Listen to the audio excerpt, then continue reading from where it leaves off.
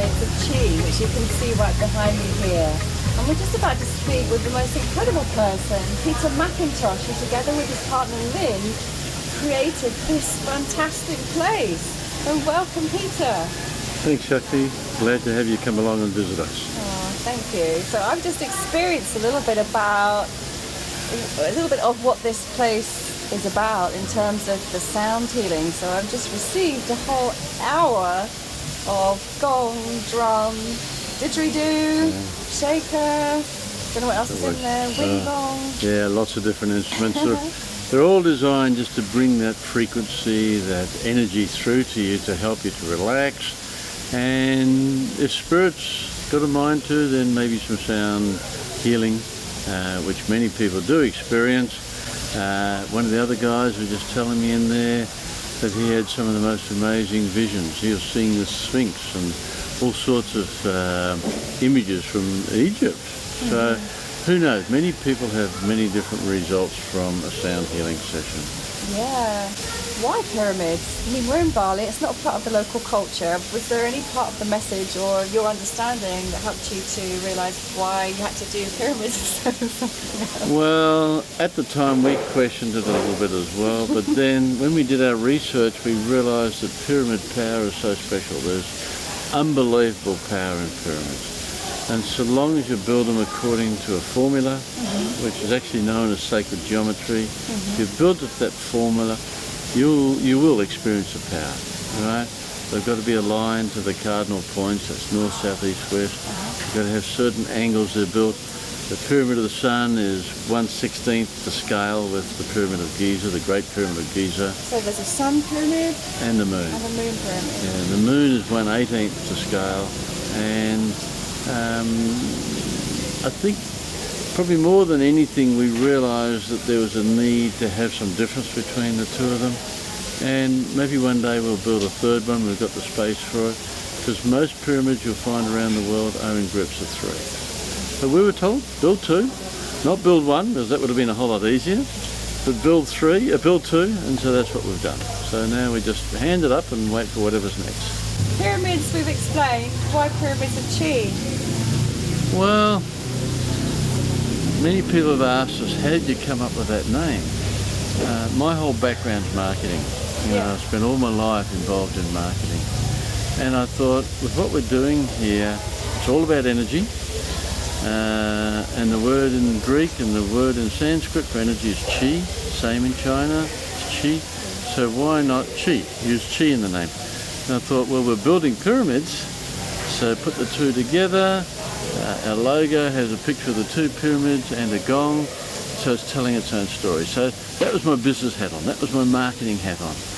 However, since coming up with that, or maybe being guided for that, which is more than likely I suspect, we've found that the energy that exists here is just so special.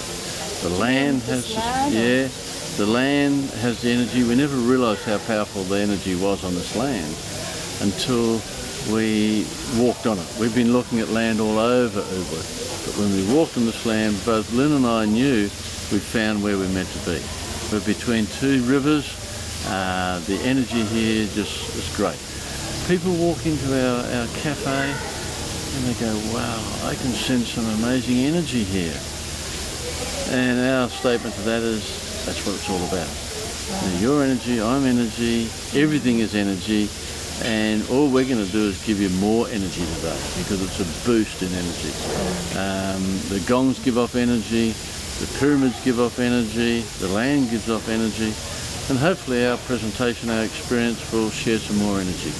So when people leave here, and we've had lots of testimonials to that fact, when people leave here, they invariably say, wow, you know, your whole offer that you've given us there was just an unbelievable experience. We've never had anything like that before.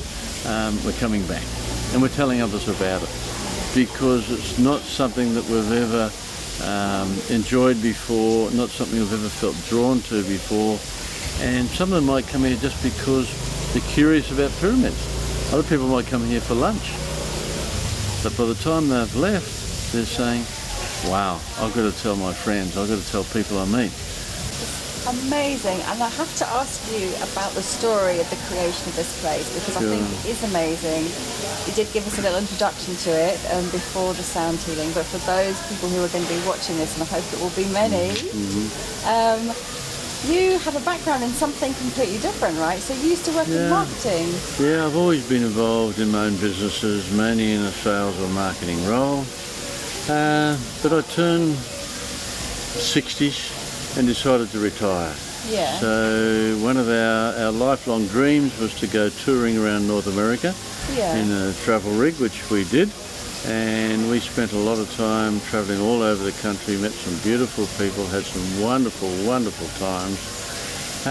But then we had to come back to Australia for health reasons. Lynn had to have an operation on her eyes. So that's your partner. Yeah, and that didn't go very well, had lots of complications. So we had to wait it out for a few months until the eye settled down before another operation. So we actually came up to Bali just to relax for a bit. While I was here, Yeah. I did a meditation. And during that meditation, I was told to build 2 pyramids. Hang on a second. So have you always been a meditator? No. Back in 2005, we moved away from our corporate background. We were dyed-in-the-wool corporate.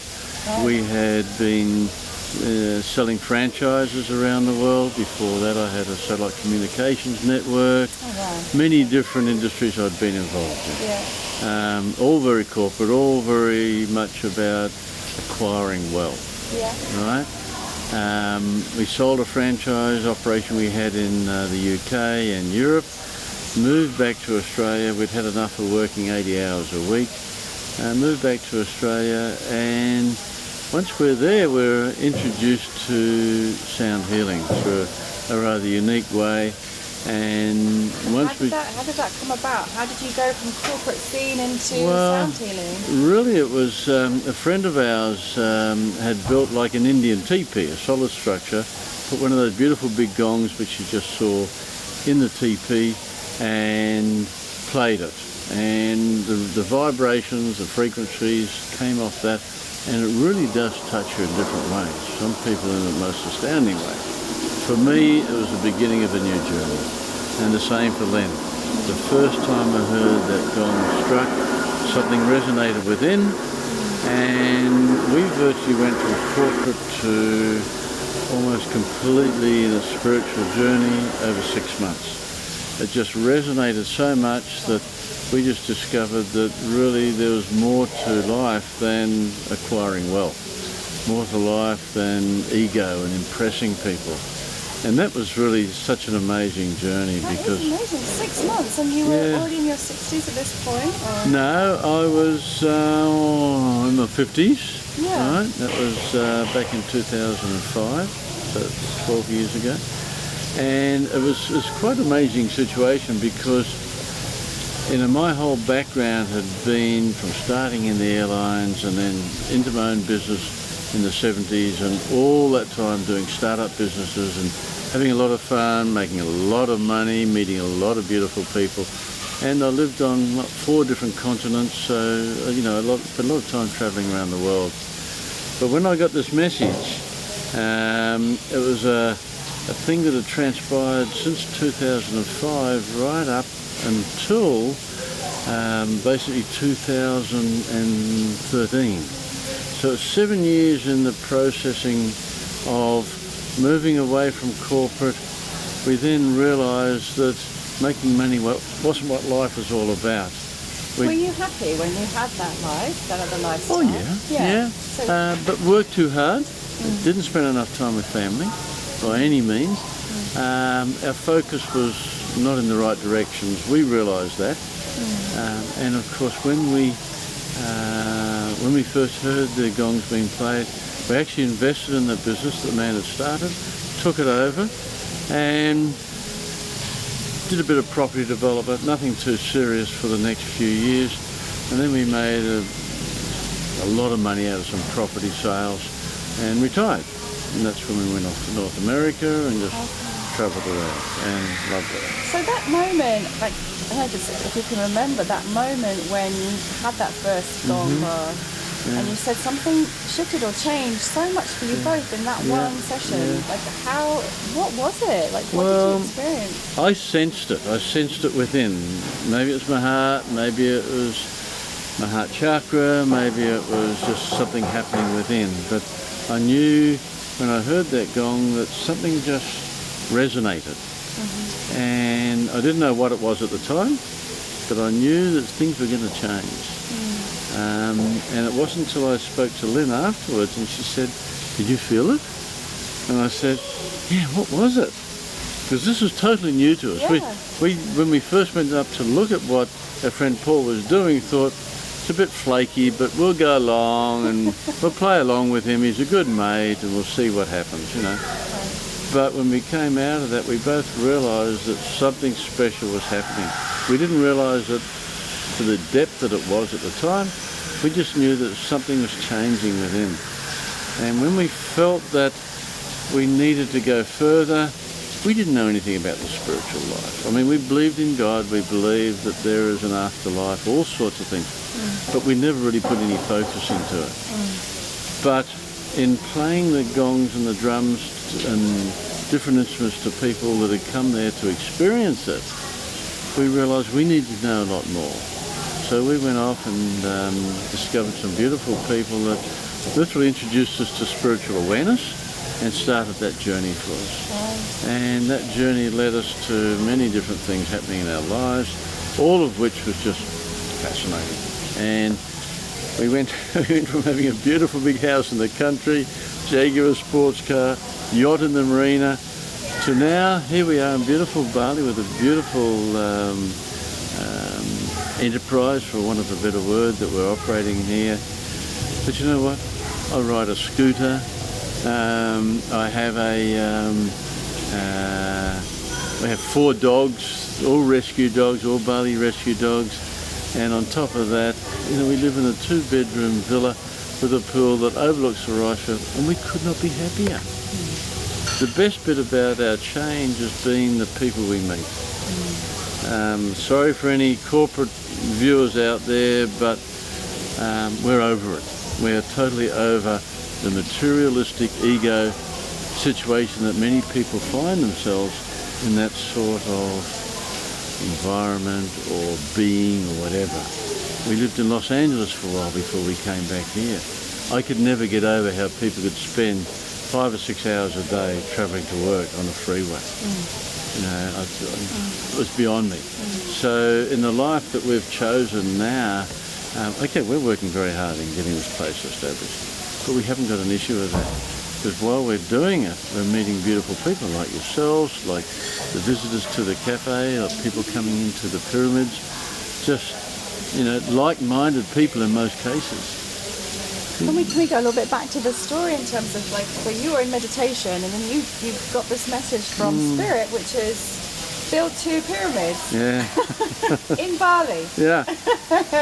I know, it was weird. It was absolutely weird because I thought, Did you know anything about pyramids? well, I knew about pyramidal shapes and the powers because of the place we had in Perth, and I'd seen the results of people, you know, from gongs and sound instruments, but never really thought of doing anything major with it. It was sort of like a business on the side from our other interests that we're doing. Yeah. And when we were in America travelling around for 5 years, we had managers running our place in Perth. So as much as we still played gongs and didgeridoos and such in America, we hadn't really focused a great deal on our future. You know, we thought, this is it, we're retired, you know, we're on a spiritual journey. On the back of our rig, we had an inscription there which said skins on walkabout, picture of a kangaroo and a gum tree. And people would say, what does skins on walkabout mean, Peter? I'd say, spending kids' inheritance now, Cindy. Much to the dismay of my boys and my girls, you know. Yeah. But we knew that was the journey that it was all happening for whatever reason. So when we're told in that meditation to build 2 pyramids, as much as I I didn't really rebel against it. I sort of said, look, hang on, I'm retired. Yeah. But I soon realised what we could be doing, and particularly in a place like Ubud, which is known for spirituality, for the people that it attracts here. We thought, yeah, we could really make a difference. And Lynn and I had made a decision a few years before that, in any business dealings of any kind we did, it had to be for the greater good. It wasn't going to be for our own financial interest, it was for the greater good. And when we looked at this and we did all our homework and our research, we realised, perfect, absolutely perfect. We can help a lot of people with this. And although we'll make a good income out of it, which is great because we have some investors as well, it's still something that we get really good feelings about because we meet so many lovely people and we can share our vision with them. And then they share their experiences of what they've had, particularly in the pyramids. You spoke in the introductory talk that you gave before the sound healing about the incredible synchronicities that happened once you put this message and sort of put your mind, okay, I thought I was in retirement, but apparently not, to making this actually happen, because it's a huge investment. So could you just mention a couple of those amazing synchronicities that happened to kind of get you from zero to completion? Yeah. Well, as I said, we thought it was going to cost $1 million. We almost doubled that figure. I went to find out where I could get the money. I was told, don't be silly because it's a global financial crisis going on at the moment. So we asked Spirit in our own way, how do we find the money? And we were told literally the investors are out there waiting for you. And so then we said, well, how do we find them? And we're told to do it cheaply, don't spend a lot of money. Yeah. So we put an ad on Gumtree, same as Craigslist in the States. And within three weeks we'd raised $750,000 from people that amazingly didn't even want to look at the business plan that I'd spent 3 weeks making up, which really detailed everything. So they weren't interested in the money they could make. They were interested in being part of the vision of what we were doing. They were interested in helping people, in being involved in Bali, what things could happen out of it all. And that was without exception, because from those three we eventually went for another 7 investors with different percentages involved in the business. And virtually they came along with the same intent. Looking at the business plan wasn't what it was all about. It was sharing the vision with Lynn and I. As it got closer to the end of where we sold the maximum number of shares we were prepared to do, people could see pyramids, they could see the development, so it was a lot easier decision for some people. But it was still an amazing process when you consider that those first 3 people, all they had to go on was a picture of Lynn on a piece of rice paddy in Bali and a proposal. Did you ever doubt that it would come to fruition? Was there ever a moment where you thought, you know what, can't do this, it's too hard, it's not going to happen? Or did you always just have that we never doubted, but we were tested. We had so many challenges. Building in Bali comes with many, many challenges, from the culture to the Bali time issue, otherwise known as rubber time up here. Never knowing when builders were going to show up or painters were going to show up or product was going to arrive here. Our pyramids were classic. We got told by the man that said he could build them for us, he could build them in 90 days. It took 2 years. So, 17 different designs, 4 prototypes before we were comfortable with what he said he could build. Time and time again, when we have had our share of challenges, when we have sort of thought, oh, why are we doing this, we had times when the money dropped away, we'd spent it all, and then someone would come along and all of a sudden we've got to find another $100,000 or something. Where do we do that? How do we do it? Okay.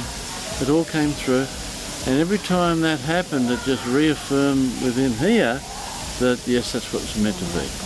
Yeah. And we just knew that sooner or later it would reach fruition, and now it has.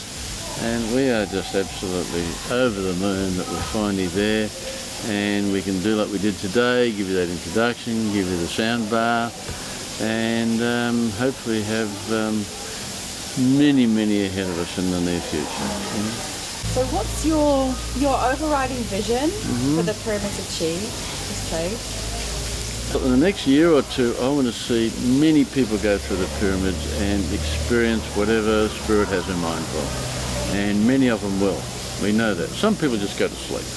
Other people will have quite an experience of different natures. But what I would really love to see is we've built a model here. We've built a business model, we've built a spiritual model, we've built an attraction. I would love to see these popping up all over the world. I really would. Because they're needed in Vancouver, they're needed in Chicago, they're needed in Byron Bay, they're needed in Sedona. So it doesn't matter whether the place is of a spiritual nature or whether it's in New York City. People need to get stress out of their lives, and that is the one thing we do guarantee. How long the stress stays, I don't know. But one thing we do know is that it does get rid of stress. And most people come back to us and say, I had the best night's sleep ever after having a session there. We've had people here that have been coming to Bali, maybe they're on a 2-week holiday. They've been back every day. It's not just the food that attracts them. They come back every day for their fix. And they come out of it and they say, we just love it. We can't get enough of what we're experiencing here. And of course we've got the beautiful grounds so they can walk all the way down the terraces to the river and everything else. So it's something that I think relaxes a lot of people, takes them out of the hectic here, there and everywhere.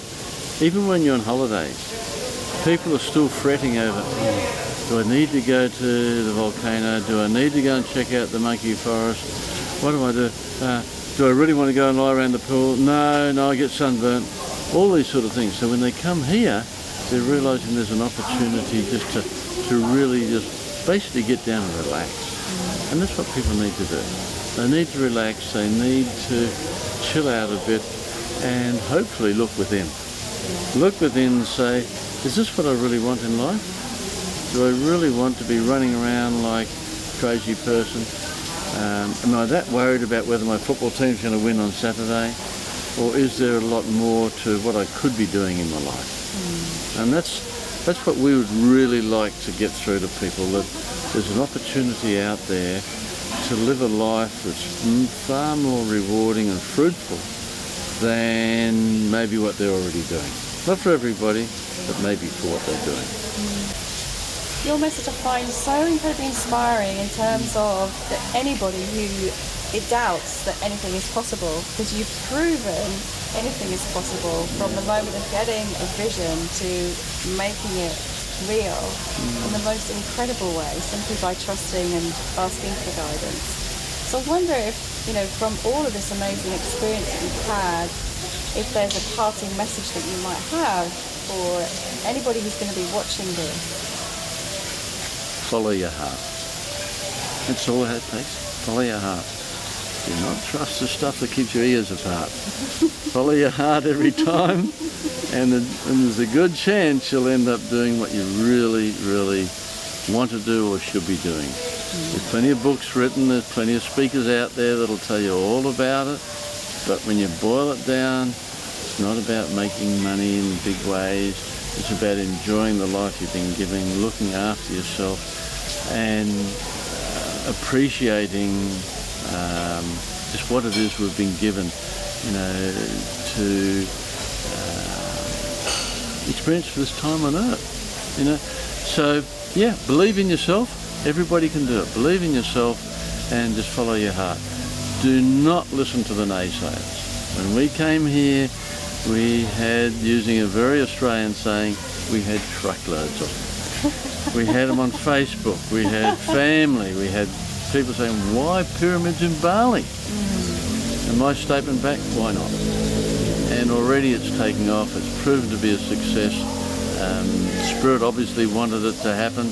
We've been guided by the universe day after day. So if you hold the faith and if you follow your heart, it's there. It's there for everybody. thank you so very much for sharing your story and for the incredible experience of the sound healing in the pyramid, which for me was very powerful. So I just wish you every success. Okay. May this expand and grow and blossom, and your vision just keep on growing. Thank you so very much. Thanks, Jenny. Peter. Thank you. Cheers, thank you. Thanks for joining us, and come back. Yeah, Come we back will. more. We'll be back. So thank you so much to Peter. Amazing story, so inspiring. And thank you for watching. Join me again next time on Heart to Heart with me, Shakti Sundari.